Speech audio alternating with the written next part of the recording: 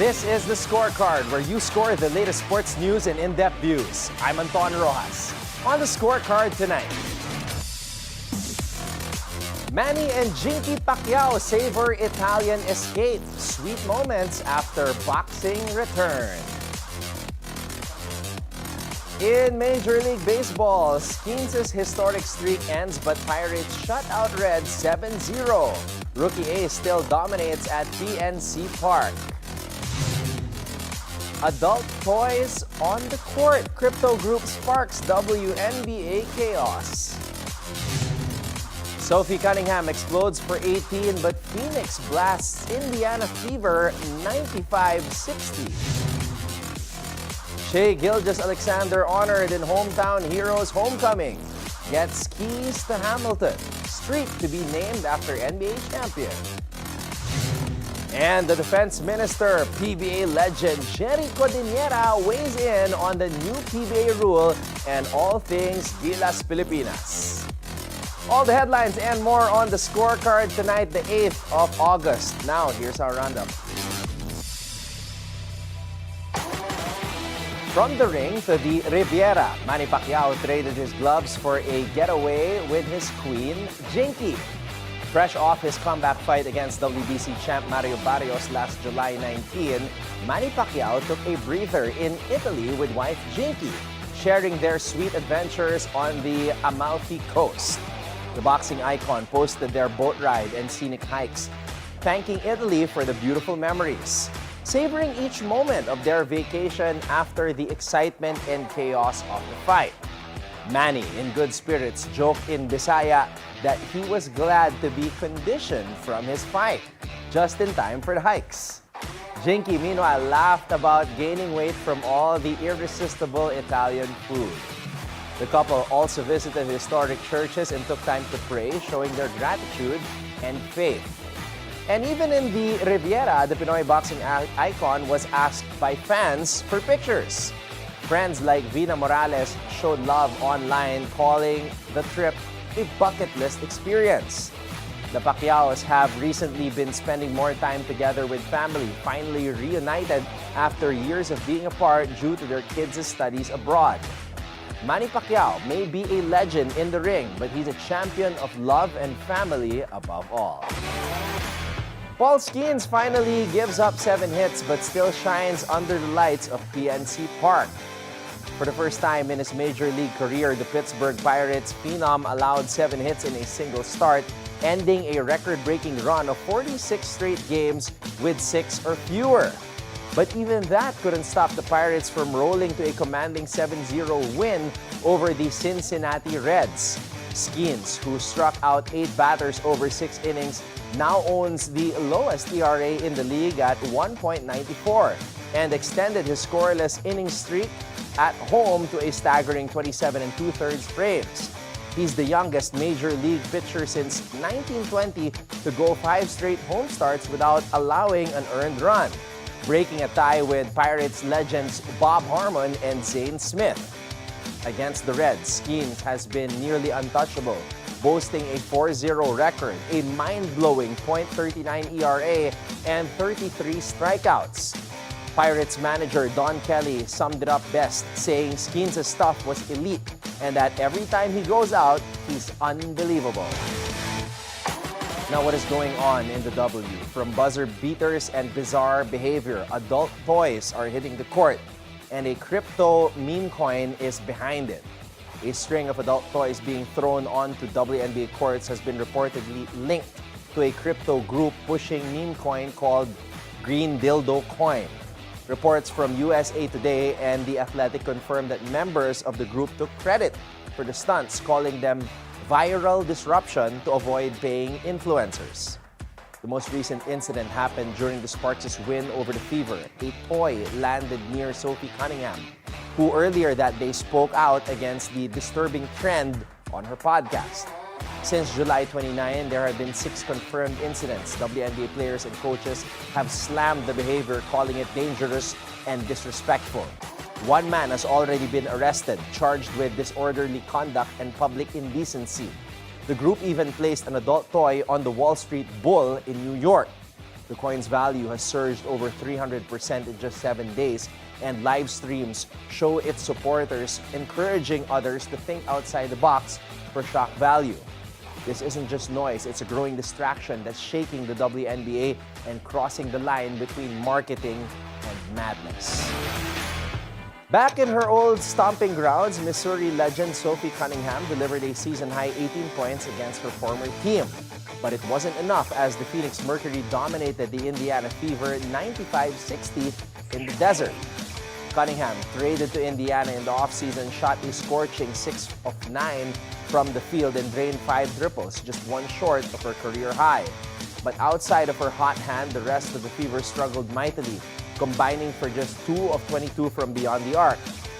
Alyssa Thomas put on a masterclass for Phoenix, posting an 18-point, 11-rebound, 10-assist triple-double that left no doubt about who owned the night.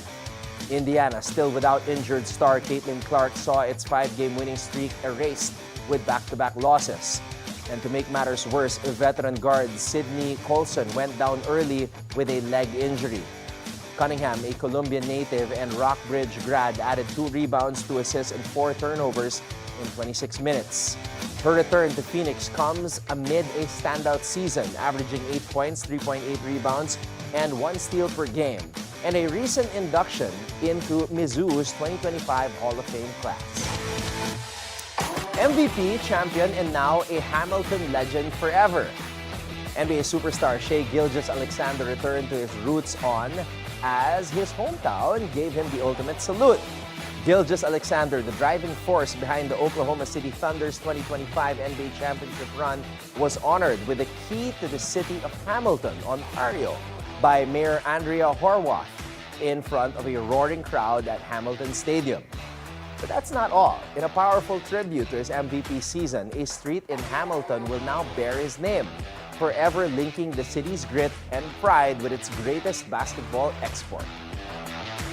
The celebration didn't end there. Gilgeous-Alexander also made a special appearance during the CFL Showdown between the Hamilton Tiger Cats and BC Lions, where he was honored at the start of the second quarter, capping off a night to remember for the city's favorite son. Now here's your daily dose of sports lingo. Who's got the sharpest shot on ice, able to pick corners and go bar down without breaking a sweat? In hockey, a sniper isn't just a cool nickname, it's a deadly title. A sniper is a player known for unreal shooting accuracy, precision, and the ability to bury pucks in the tightest spots, top shelf, 5-hole, or bar down. These players aren't just scorers, they're strategic assassins with sticks. Snipers read defenses, anticipate moves, and execute lightning-fast releases that leave goalies guessing. Legends like Alex Ovechkin, Auston Matthews, and Steven Stamkos are known for turning a split-second window into a goal-scoring masterpiece. So next time you hear sniper, don't think camouflage. Think cold, hard, goal-scoring talent on ice. Now it's time for our off-court buzzer. Gilas fans, show respect. Vietnam-based coach Chris DeLeo, currently leading the Thang Long Warriors, has jumped to the defense of Gilas Filipinas big man Junmar Fajardo amid a storm of online criticism over his performance in the 2025 FIBA Asia Cup. In a passionate social media post on Friday, DeLeo urged fans to give the 6-time PBA MVP a break, highlighting the toll of a grueling PBA season and the lingering calf injury that Fajardo played through during San Miguel's championship run in the 2025 PBA Philippine Cup. DeLeo said Gilas fans should not criticize a legend like Fajardo, stressing that after a long season and playing through injury, the veteran just needs a little rest. He also urged the Philippine basketball community to develop more front-court talent and to better manage the minutes of the 35-year-old Cebuano center. DeLeo emphasized that the country needs to build more big men and that managing Fajardo's playing time is key, adding that the legend deserves respect. Fajardo's early numbers in the tournament have been modest, finishing with just 2 points and 2 rebounds in Gilas' 95-87 loss to Chinese Taipei, before posting 11 points, 4 rebounds, 2 steals, and an assist in a 94-86 defeat to New Zealand. De Leo's comments add fuel to the growing conversation about the future of Gilas Filipinas' aging core and the urgent need to invest in young talent, especially in the paint. And that's our roundup for tonight, the 8th of August. When we return, the Defense Minister, PBA legend Jerry Codiñera weighs in on the new PBA rule and all things Gilas Filipinas. So keep it right here on The Scorecard.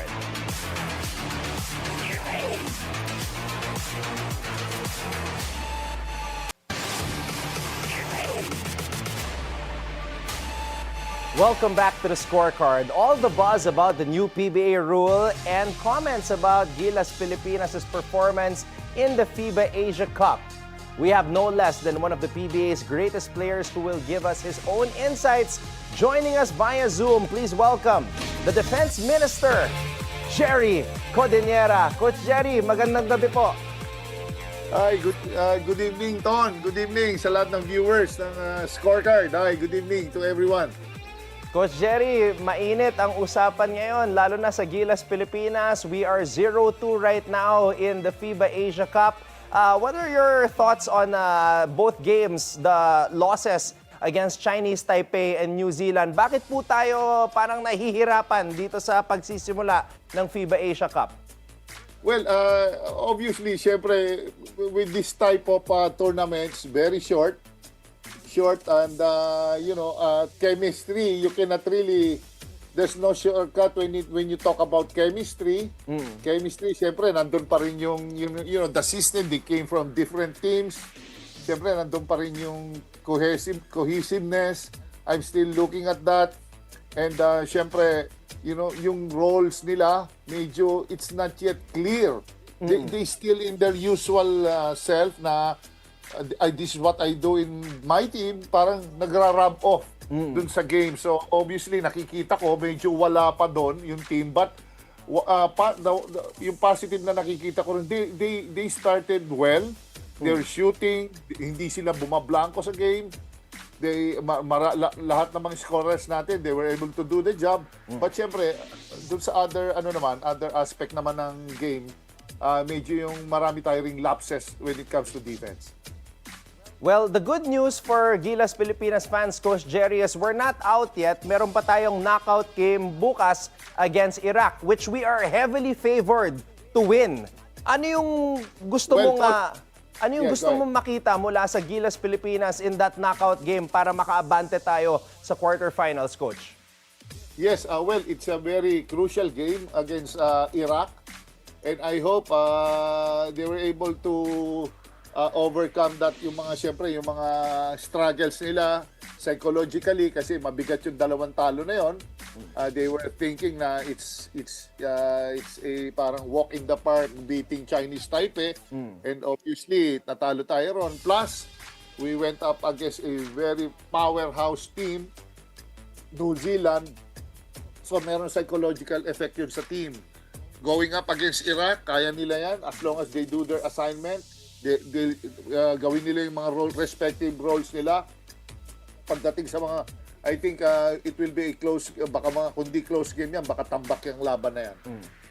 Coach Jerry, ngayon pinag-iinitan si Junmar Fajardo sa social media. Just 2 points against Chinese Taipei. Naka-double digits naman si Abay against New Zealand, 11 points.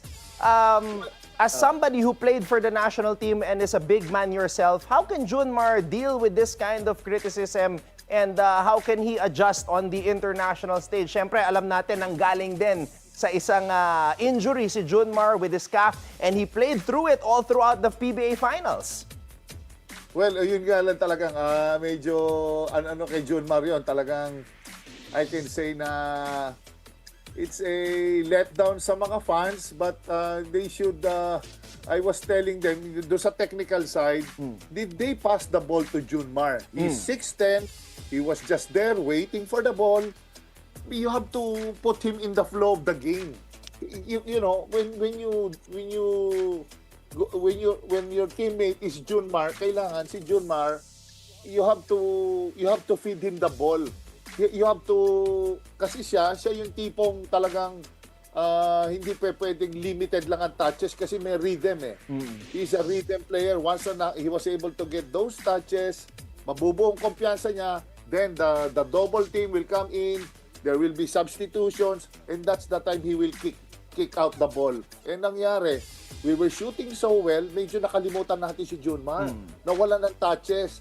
Hindi naman si Junmar na Junmar is not the type of player na, Junmar, you find your score within the system. No. Pagdating si Junmar, he's a special type of player. Kailangan yan, hanapin nyo, pasahan nyo, and he has to be involved sa game. Buti na lang nung Chinese Taipei, nakascore pa si Junmar, napasahan siya ni Scottie Thompson, Coach Jerry. Now, I want to ask you, Coach, about your opinion on this new rule of the PBA. They just announced this recently, they are banning players for 3 years if they skip the draft and also if they leave their current team. So ano po yung opinion nyo with regards to this new PBA rule, which is very controversial right now? Well, I feel bad for the players, no?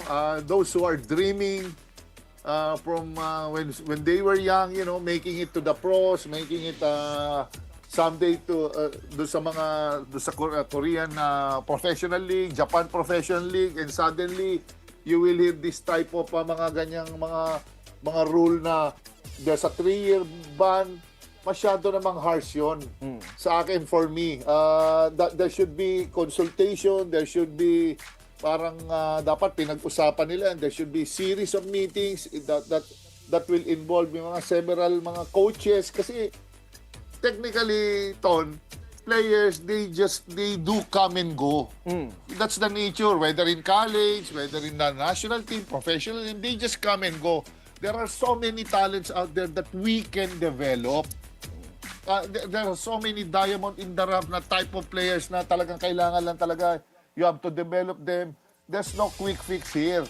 Ngayon, let's say there's yung mga ganyang offer, parang we are way past that na we just look at PBA as the ultimate, the culminating mga culminating ng career mo is if I turn pro, that's it. Ngayon hindi na Meron na tayong Japan, Korea, Taiwan. So lumaki na yung playing field.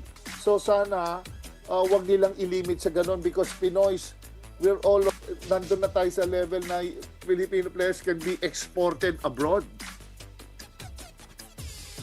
Well, Coach Jerry, we'd like to thank you for all of your comments and not shying away from itong mga controversies ngayon na with regards to Philippine basketball. Coach Jerry Codiñera with us here on the Scorecard. Coach, maraming salamat po.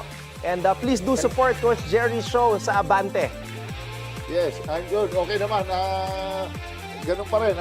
Grabe naman ang we're always every Monday. Kami sa Sport Talakan, DWAR 14-9-4. Lagi kami doon. Please do watch us. Ayan, mga kaabante, mga kabilyonaryo. Coach Jerry Codiñera here on the Scorecard. Coach, maraming salamat po. Thank you, Don. Thank you, Don. Up next, redemption is on the line. Kelsey Mitchell is in scorch mode, but can Camila Cardoso hold the paint and seal one on the road? Two teams, two different paths. Only one will walk away making a statement. The Midwest Showdown is about to get loud, so keep your eyes on the prize.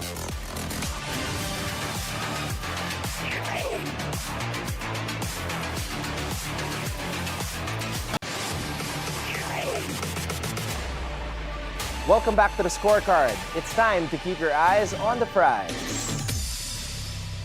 So we've got a classic Eastern Conference battle coming your way this Sunday as the Indiana Fever host the Chicago Sky. On paper, these teams are in two different places, but you know how the WNBA works in August.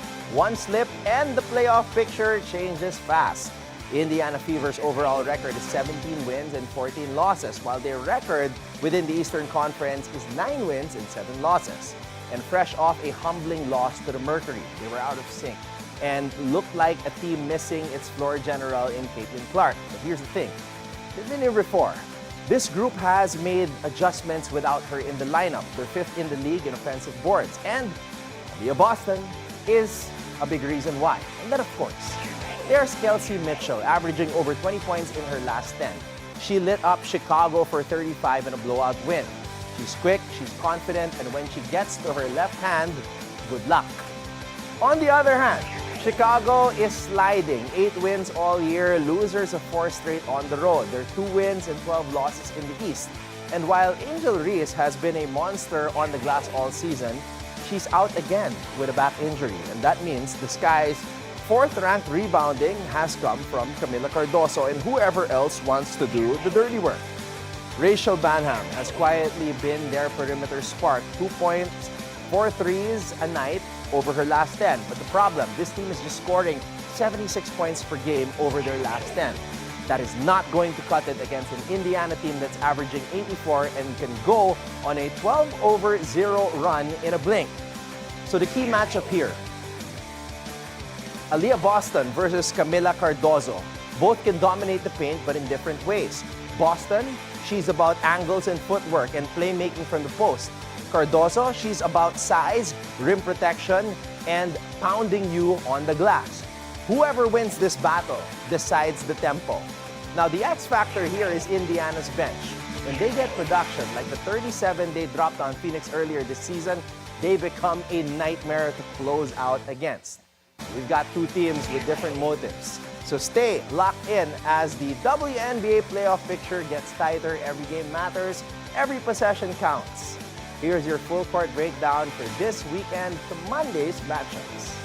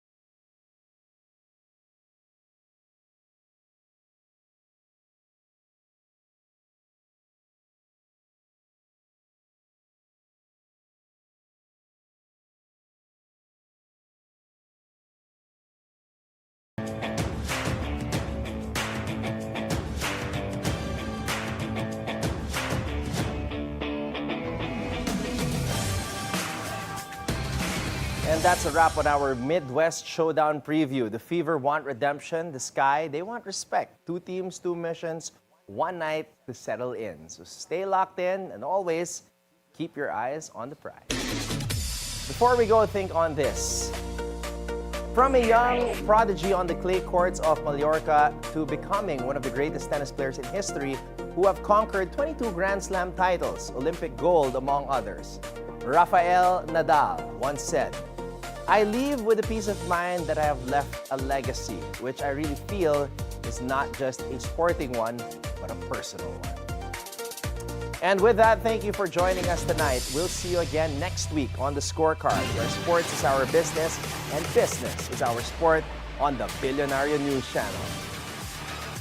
This is Anton Roxas. Have a blessed evening, everybody, and happy weekend.